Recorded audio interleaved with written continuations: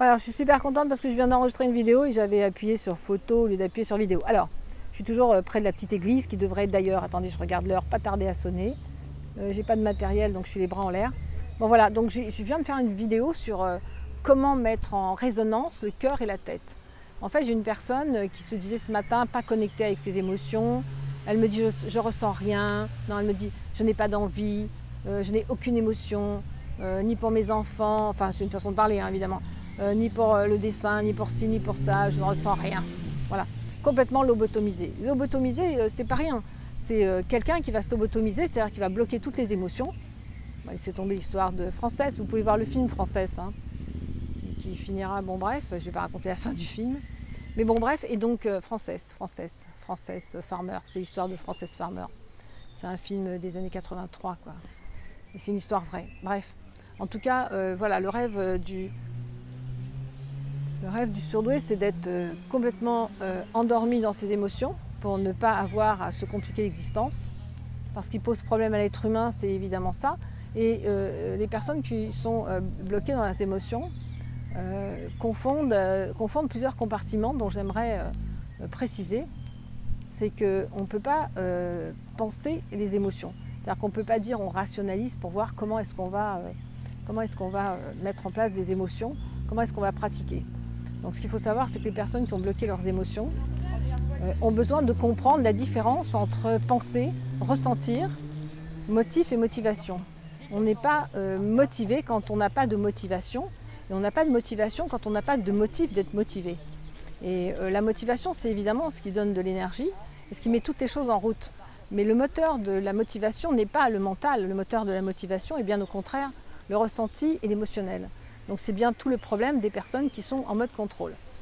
Donc pour ces motifs, évidemment, on doit mettre des choses en place, mais surtout, on ne peut pas envoyer 1 litre d'émotion dans le corps, dans le cœur d'une personne qui s'est mise en contrôle. On doit faire vraiment un goutte à goutte, on doit faire vraiment un goutte à goutte pour que la personne puisse assimiler tout doucement parce que c'est hyper douloureux pour elle. Donc surtout ce que je voulais dire pour avoir eu cette personne ce matin, ah regardez c'est joli hein.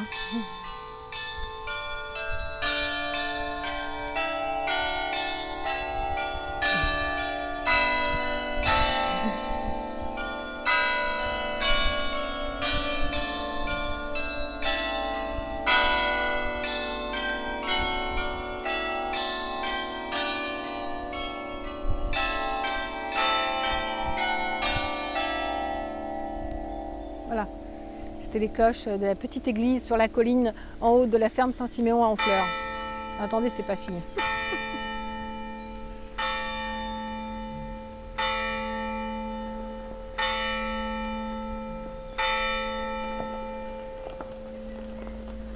Comme ça, tout le monde saura que je travaille très tard, très tardivement. Je sais pas quelle heure ça a sonné.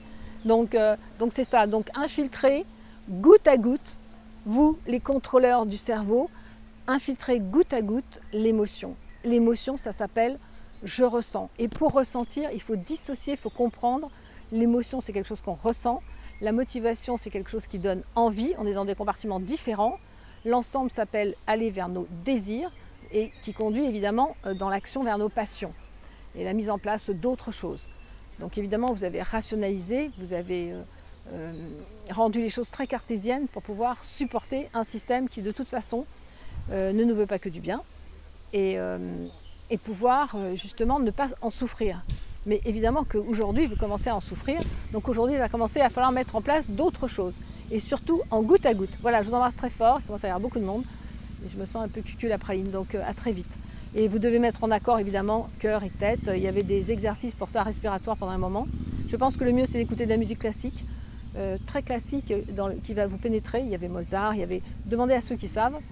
Moi, ce sont les valses de Strauss parce que je suis une ancienne danseuse, mais danseuse classique, hein, entendons-nous bien. Et donc, cette musique, elle touche les sentiments, elle touche les ressentis. Voilà, et on ne peut pas penser je vais attraper mes émotions. Ça ne va pas être possible. Donc, je vous embrasse et je vous dis à très vite. Merci.